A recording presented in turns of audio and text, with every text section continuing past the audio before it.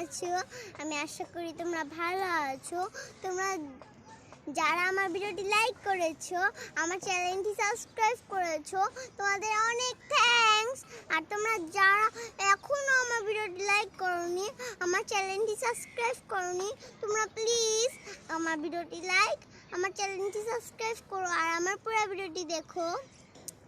আজকে আমি তোমাদের একটি কবিতা আবৃত্তি করে শোনাবো।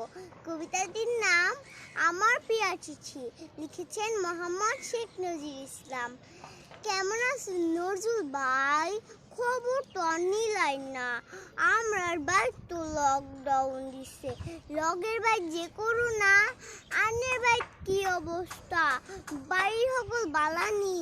কয়দিন আগে এসিডি দিছিলাম, সেই সিডিটা পাইছিলেন নি? বাজার দোকান ব্যাগটা বন্ধ, মোবাইলে টিহা নাই। আন্নের কথা মনে হইলে সিডি লিখা দিন কাটাই।